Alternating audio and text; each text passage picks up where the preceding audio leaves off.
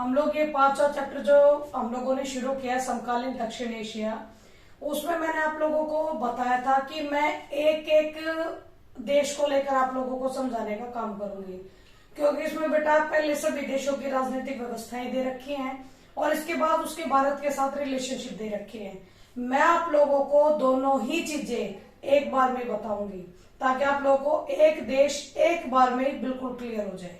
ठीक है, जिसमें हम शुरुआत करते हैं, जिसमें हमारा पहला देश है पाकिस्तान। सबसे पहले बेटा हम लोग पाकिस्तान की बात करते हैं। पाकिस्तान 14 अगस्त 1947 को आजाद हुआ था। ठीक है, ये भारत का 15 अगस्त को, इसका 14 अगस्त को स्वतंत्रता दिवस मनाते हैं। लेकिन बेटा कहीं ना कहीं हमने हर जगह यही सोचा, आप लोगों के गांधी जी के बारे में भी आप लोग जानते हो कि उन्होंने भी हिंदू मुस्लिम भाई भाई के नारे दिए, उन्होंने साथ साथ रहने के बहुत इच्छुक थे वो, लेकिन इसके बावजूद भी भारत और पाकिस्तान के रिलेशन उस तरीके से नहीं रह पाए जैसे ये लोग रखना चाहते थे। ये रखना चाहते थे कि बेशक भारत और पाकिस्तान अलग अलग बन गया है, हिंदू और मुसलमान अलग अलग हो गए हैं, लेकिन इसके बावजूद भी एक भाईचारे वाला रिलेशन तो रहना चाहिए। लेकिन हमारे नेताओं के ये ख्वाब पूरे नहीं हो पाए, ये बहुत बड़ी दुख की बात है। ठीक है, हमेशा कहीं ना कहीं पाकिस्तान ने भारत के विरुद्ध काम किए और भारत ने वो आरोप लगाता है कि भारत हमेशा उसके विरुद्ध काम करता है। ठीक है बेटा, तो हम लोग शुरुआत करते हैं पाकिस्तान के उस राजनीतिक व्यवस्था से जिस राजनीतिक व्यवस्था में ये कहा जाता है कि उनके यहाँ यानी पाकिस्तान के यहाँ लोकतंत्र सफल नहीं है।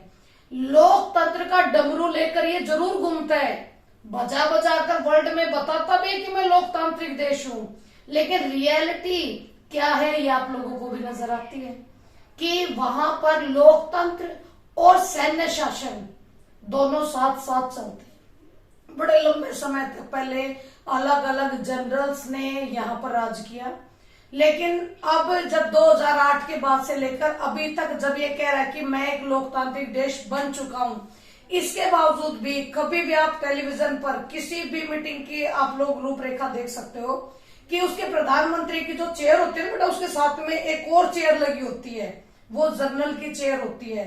अगर यहाँ पर लोकतंत्र होता तो जनरल का क्या काम था प्रधानमंत्री के साथ में? इतने से ही समझ में आ जाना चाहिए कि पाकिस्तान में बेशक वो लोकतंत्र का डंका वर्तमान में बजाते हैं, लेकिन इसके बावजूद भी वो पूरी तरह लोकतांत्रिक देश आज भी नहीं। ठीक है, बार बार इसमें सैन्य शासन रहा। वो देखिए जो नॉर्मल व्यक्ति थे उन सब के मैंने आप लोगों के सामने नाम लिखे हैं, जैसे कि जनरल अयूब खान, यानी ये पहले आजादी के बाद से लेकर 56 तक जो भी हुआ, धीरे धीरे व्यक्ति आए, लेकिन इसमें हम लोग उन व्यक्तियों के नाम ले रहे बेटा जो इफेक्टिव रहे हैं पाकिस्तान और भारत के लिए। ठीक है, तो सबसे पहला नाम जनरल अयूब खान का आता है बेटा। जनरल अयूब खान के टाइम में दो सबसे महत्वपूर्ण काम हुए। एक 1960 में सिंधु जल संधि हुई, जो 6 आप लोगों की नदियां हैं उन नदियों के पानी का बंटवारा हुआ था। 3 का पानी पाकिस्तान की तरफ पहुंचाया गया था और 3 का पानी भारत की तरफ रखा गया था। ठीक है, वर्ल्ड बैंक की पहल पर पाकिस्तान की तरफ से जनरल अयूब खान थे और हमारी तरफ से जवाहरलाल नेहरू जी थे। ठीक है, इन दोनों ने साथ मिलकर सिंधु जल संधि का निर्माण किया था 1960 में। फर्स्ट। सेकेंड, इसने 1966 में ताशकंद समझौता करवाया था। ताशकंद समझौता बेटा उज्बेकिस्तान की राजधानी है ताशकंद। यूएसएसआर ने दोनों के बीच में बैलेंस बनाने के लिए कि युद्ध हो चुका था 65 का, दोनों देशों के रिलेशंस खराब ना हो और आगे तक चीजें बनी रह जाए, उसके लिए इन्होंने ताशकंद समझौता किया। और इसके लिए भारत की तरफ से लाल बहादुर शास्त्री जी गए थे, जो जैसा कि आप लोगों को नॉर्मली पता ही है कि वो वहां से फिर जिंदा नहीं लौटे थे। ठीक है, ये कहा जाता है कि दिल का दौरा पड़ने की वजह से उनकी रात को डेथ हो गई थी। ठीक है, तो भारत की तरफ से शास्त्री जी थे इस ताशकंद समझौते में और आपके पाकिस्तान की तरफ से जनरल अयूब खान जी थे। करेक्ट, ये थे जनरल अयूब खान। ये दोनों ही क्वेश्चन बनते बेटा, एक एक नंबर के क्वेश्चन बनते हैं ये। इसके बाद जनरल याहिया खान, ये वो व्यक्ति था बेटा जिसके कार्यकाल में बांग्लादेश का संकट हुआ। 1970 में जनरल यहिया खान के नेतृत्व में आपके जो पूर्वी पाकिस्तान था, जो आज का बांग्लादेश है, उसमें उर्दू लैंग्वेज को थोपने का काम किया गया था, जो कि बांग्लादेश के यानी पूर्वी पाकिस्तान के बंगालियों को पसंद नहीं आया था और उन्होंने अपनी ही सरकार के विरुद्ध एक लंबा चौड़ा मोर्चा खोल दिया था, जिसका समर्थन इंडिया ने कर दिया था, जिसकी वजह से ये ऐसा बांग्लादेश संकट पैदा हुआ बेटा कि बहुत सारे बांग्लादेशी भारत में आकर बसे और आज भी हैं। आगे आप लोगों को जब मैं समझाऊंगी ना तब बताऊंगी कि ये उस वक्त के बांग्लादेशी आज की राजनीति में कैसे इफेक्टिव काम कर रहे हैं। ठीक है, तो बांग्लादेश का संकट हमारे याहिया खान के टाइम में हुआ। इसके बाद पहली लोकतांत्रिक सरकार बनी जुल्फिकार अली भुट्टो की। पाकिस्तान में लोकतांत्रिक सरकार कहलाने वाली ये पहली थी सरकार जो इलेक्शन होकर, इलेक्शन के माध्यम से अपने प्रधानमंत्री को इन्होंने चुनकर सीट पर बिठाया था। ठीक है, तो जो जुल्फिकार अली भुट्टो है, इसके कार्यकाल में शिमला समझौता हुआ था बेटा। शिमला समझौता आप लोग के 1971 के युद्ध के बाद हुआ था, 1972 में। ठीक है, जो शिमला समझौता था आप लोगों का, वो 1972 में भारत की तरफ से इंदिरा गांधी थी और पाकिस्तान की तरफ से जुल्फिकार अली भुट्टो जी थे। ठीक है, लेकिन इनकी सरकार 77 तक तो चली, लेकिन उसके बाद जनरल जिया उल हक ने जुल्फिकार अली भुट्टो को अरेस्ट करा दिया था और इसकी सरकार चलती बढ़ी।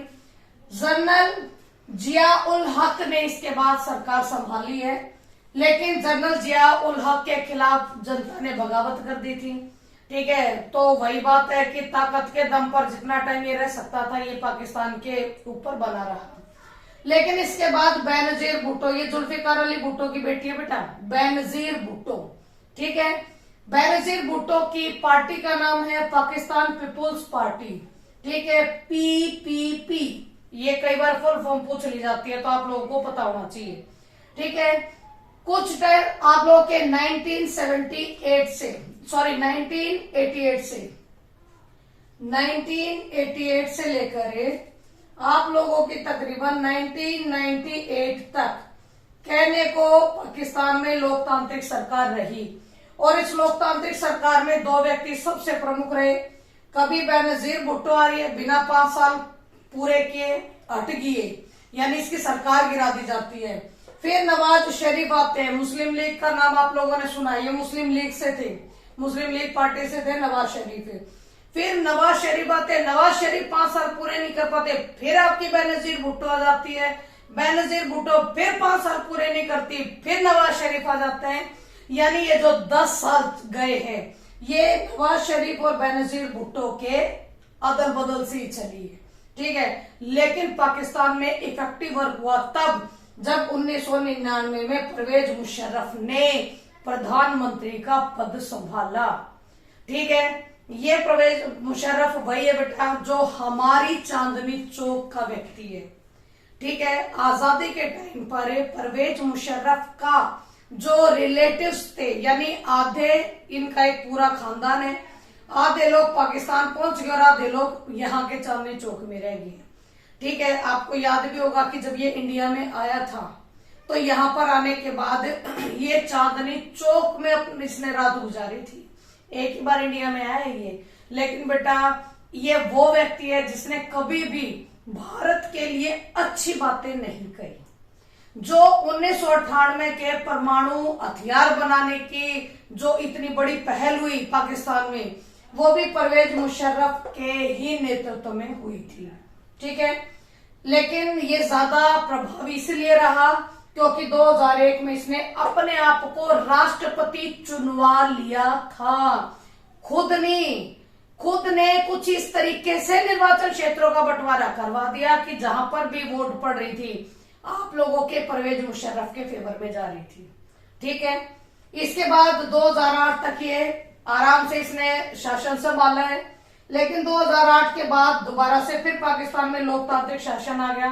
इनके हिसाब से, हालांकि प्रधानमंत्री के साथ जनरल भी बैठता है, लेकिन इनके हिसाब से 2008 से लेकर आज तक इनके यहाँ लगातार लोकतंत्र ही चल रहे हैं।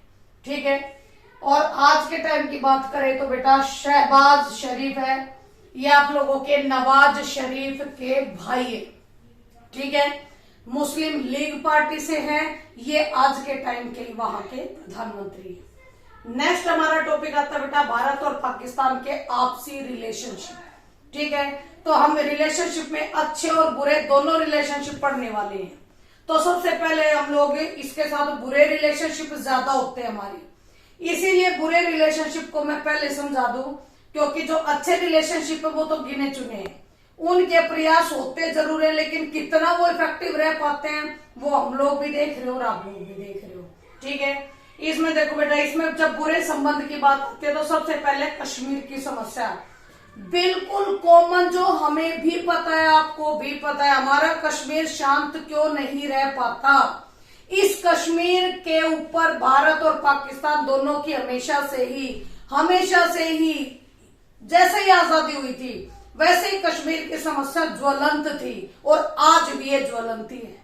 धारा 370 हटा दी गई है 2019 में, 5 अगस्त 2019 को। ठीक है, ऑफिशियल तौर पर 9 अगस्त 2019 को। ठीक है, डिक्लेयर 5 अगस्त को हो चुकी थी। अब ऐसे में जो धारा 370 हटाई तो वो भी दर्द पाकिस्तान को हुआ कि ये धारा 370 क्यों हटा दिए, क्योंकि कहीं ना कहीं बेटा उसमें ऐसी बातें भी थी जो पाकिस्तान के फेवर में जा रही थी।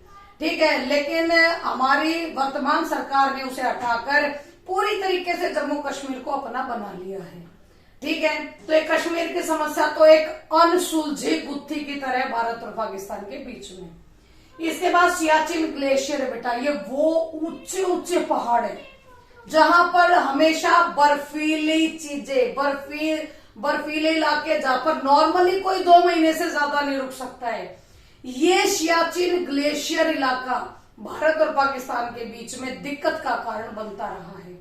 ठीक है, पता होगा आपको 2019 में कारगिल का युद्ध, एक बार ताजा करा देती हूँ, 2099 में कारगिल का युद्ध, उस कारगिल के युद्ध में यही हमारे सियाचिन ग्लेशियर का हिस्सा था जहां से पाकिस्तानी सेना आगे बढ़ गई थी और तकरीबन बेटा 2 किलोमीटर तक के इलाके में अपना कब्जा जमाने में वो कामयाबी होगी थी। ठीक है, तो आज भी हम लोग इस सियाचिन ग्लेशियर में अपने फौजियों को रखकर यहाँ की पहरेदारी आज भी करा रही है। अभी हमारा तीसरा है बेटा हथियारों की होड़। भारत और पाकिस्तान के बीच में हथियारों को लेकर हमेशा होड़ लगी रहती है, क्योंकि दोनों के रिलेशन ही कुछ इस किस्म के बन गए हैं कि दोनों को लगता है कि इसके पास ज्यादा पावर हो गया है तो मैं कभी मुझे ये नुकसान ना पहुंचा दे, और अगर पाकिस्तान के पास ज्यादा पावर हो गया तो कहीं ना कहीं बेटा सच्चाई है कि भारत को भी कहीं ना कहीं डर तो होता है, तो वो भी अपनी पावर इकट्ठी करने पर लग जाता है। ठीक वैसे ही जैसे 1998 का परमाणु बम जब हम लोगों ने दूसरा परीक्षण किया, हम लोगों ने अटल बिहारी वाजपेयी जी के टाइम में दूसरा परमाणु हथियार बनाया, तो इन्होंने भी परवेज मुशर्रफ के नेतृत्व में परमाणु हथियार का निर्माण कर लिया था। और ये कोई आज की बात नहीं है बेटा, ये बात हमेशा से, ये जब से भारत और पाकिस्तान आजाद हुए हैं, जब से इनके रिलेशन से इतने तनावपूर्ण रहे हैं कि उसमें चाहते हुए भी हम लोग वो मिठास ला ही नहीं पाते, और एक दूसरे के बीच जो शंका है वो कहीं ना कहीं बहुत सारी दिक्कतों को जन्म देने का काम भी करता है। नेक्स्ट और सबसे इंपॉर्टेंट है बेटा आतंकवाद। जो आतंकवाद से सबसे ज्यादा प्रभावित इलाका है वो हमारा जो पहला बड़ा था कश्मीर, वही है। यानी कहीं ना कहीं पाकिस्तान ने हमारे कश्मीर के लोगों में इस जहन में कुछ ऐसा डाल ही दिया है कि भारतीय सरकार उसके खिलाफ है, वो कभी भी भारत का हिस्सा नहीं बन सकते। आप लोगों ने काफी कुछ कश्मीर की समस्याओं के बारे में जगह जगह पढ़ा होगा। ठीक है, कश्मीर फाइल्स फिल्म भी देखी होगी आप लोगों ने, जिसमें कश्मीर की समस्या को कश्मीर वासी ये नहीं कह रहे कि हमें पाकिस्तान के पास जाना है, या वो ये भी नहीं कह रहे कि हमें भारत के साथ रहना है, वो एक आजाद कश्मीर का निर्माण करना चाह रही है। ठीक है, तो बेटा ये जो आप लोगों का आजाद कश्मीर वाली सोच है ना जम्मू कश्मीर की, वो कहीं ना कहीं इस आतंकवाद को बढ़ावा दे रहे। और जो कश्मीर में दुनिया भर की बेरोजगारी है, पढ़ाई लिखाई की कोई भी वैल्यू या कोई स्तर नहीं है, वो चीज आतंकवाद को और भी ज्यादा बढ़ावा देने का काम करता है। ठीक है, इतनी सारी दिक्कतों से हमारे जम्मू कश्मीर के लोग जूझ रहे हैं और यही आतंकवाद को बढ़ाने का में एक हेल्पिंग हैंड के रूप में भी काम कर रही है। नेक्स्ट है खालिस्तान समर्थकों की सहायता करना। ये पाकिस्तान हमेशा हम पर आरोप लगाता ही आया है कि हम लोगों ने ये जो पाकिस्तान पूर्वी पाकिस्तान के साथ जो दिक्कतें फेस करी थी हमने 1970-71 में, पाकिस्तान ये कहता है कि भारत इसके हेल्प करता है, लेकिन जब हमारे यहाँ पर खालिस्तान की दिक्कत पैदा हुई पंजाब में, तो भारत उसको ब्लेम करता है कि खालिस्तानियों की हेल्प आप लोगों के पाकिस्तानियों ने की है। ठीक है, और जितनी बार बेटा आज भी ये खालिस्तान की जो दिक्कत है ये आज भी उतनी ही ज्यादा पावरफुल हो सकती है अगर उसको थोड़ी सी चिंगारी मिल जाए तो। ये आप लोगों ने किसान आंदोलन में भी देखा होगा कि किस तरीके से किसान आंदोलन को खालिस्तानियों ने अपने फेवर में मोड़ने की कोशिश की थी। और ये खालिस्तानी जो भी आप लोगों के भारत विरोधी काम करे बेटा, ये सभी के सभी कहीं ना कहीं पाकिस्तान से भी समर्थन पाते ही हैं। ये बात अलग है कि इनको फंडिंग कहां से हो रही है, लेकिन पाकिस्तान का भी एक बहुत बड़ा हाथ बताया जाता है कि वो इन खालिस्तानियों की हमेशा हेल्प करता है। इसके बाद आता है सिंध और बलूचिस्तान की समस्या। जैसे हमारे यहाँ पर यूपी में ज्यादा मुसलमान रहते हैं, उसी तरह पाकिस्तान के सिंध और बलूचिस्तान में ज्यादा हिंदू रहते हैं। वो हिंदू नहीं रहना चाहते पाकिस्तान की सरकार के साथ, और वो जो भी विरोध करते हैं, जो भी अपनी सरकार के खिलाफ कार्रवाइयां करते हैं, तो सिंध और बलूचिस्तान में जितनी भी गड़बड़ियां होती है पाकिस्तान की सरकार एक ही स्वर में कहते हैं कि भारत ने कराया है। ठीक है, इससे रिलेशन तो बिगड़े ही बिगड़ेंगे। ठीक है, चाहे वो हिंदू अपने हक के लिए खुद लड़ रहे हैं, लेकिन इसके बावजूद भी कहीं ना कहीं आरोप यही रह जाता है कि भारत ने कराया है। ये जब तनाव बन जाता ना बेटा दो लोगों के बीच में, दो देशों के बीच में, तो ये तनाव हमेशा बुराई का कारण ही बनता है। नेक्स्ट देखो सिंधु जल संधि, जो मैंने आप लोगों को यहाँ बताई है कि 1960 में हुई थी, जनरल अयूब खान ने कराई थी। अब इस पर हमेशा भारत भी, पाकिस्तान कहता है कि भारत दादागिरी झाड़ रहा है। जब भी कोई दिक्कत होती है पाकिस्तान के साथ, इसका कहना है कि भारत उसको तभी धमकी दे देता है कि भाई हम लोग इस सिंधु जल संधि को तोड़ देंगे। ठीक है, सिंधु जल संधि को तोड़ देंगे, हम लोग इन नदियों का पानी रोक लेंगे, पाकिस्तान में पानी नहीं जाने देंगे। ठीक है, ये बातें कहने को अच्छी लग रही है, ठीक है, लेकिन कहीं ना कहीं ये आप लोगों के विवाद का कारण तो भारत और पाकिस्तान के बीच में है ही मुद्दा। स्टार्टिंग से ही रहा है, बेशक वर्ल्ड बैंक ने बीच में आके कुछ किया हो, या हमारे जवाहरलाल नेहरू ने, या हमारे अयूब खान जी ने कुछ भी किया हो, लेकिन बेटा ये दिक्कतें आज भी हमारे रिलेशनों के बीच में मौजूद है। नेक्स्ट है सर्वक्रिक सीमा रेखा। सर्वक्रिक सीमा रेखा में क्या है बेटा, जैसे कि आप लोगों का ये गुजरात है और यहां से पाकिस्तान की शुरुआत है, तो ये जो इलाका है आपका, ये सर्वक्रिक सीमा रेखा बनता है।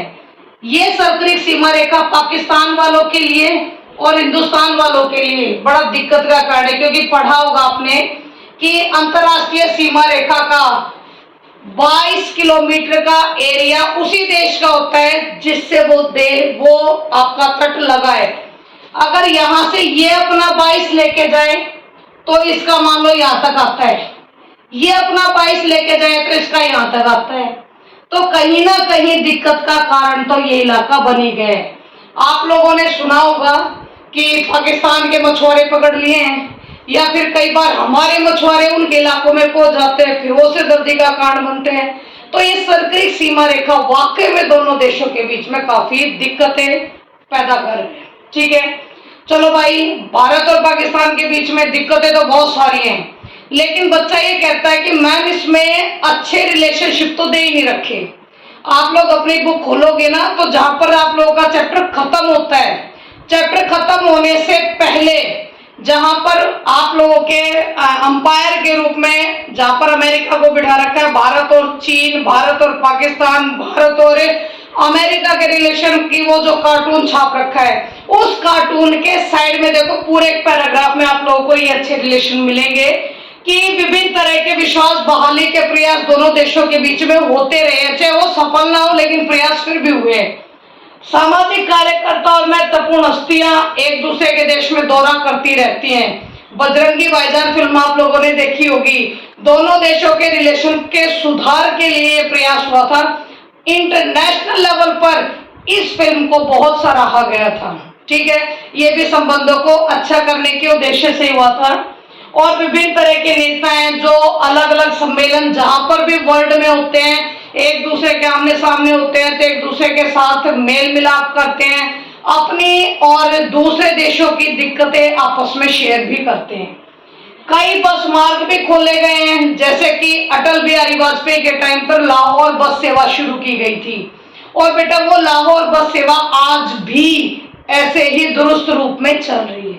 ठीक है, और वीजा भी आसानी से मिलने लगा है क्योंकि जो पाकिस्तान में हिंदू लोग रहते हैं वो भारत के धार्मिक स्थानों की यात्रा करने के लिए आते हैं, उनके लिए भी वीजा बहुत आसानी से उपलब्ध होने लगा है। अब हमारे यहाँ पीछे कुंभ का मेला लगा था, तो अगर आप लोग सारा रिकॉर्ड उठा के देखो ना तो उसमें देखो कि कितनी बड़ी संख्या में पाकिस्तानी लोग आए थे आप लोगों के हरिद्वार में। ठीक है, उम्मीद है बेटा भारत और पाकिस्तान की ये सारी चीजें आप लोगों को बहुत अच्छे से समझ में आई होंगी, और फिर भी कोई डाउट है तो आप लोग पूछ सकते हो। Thank you very much.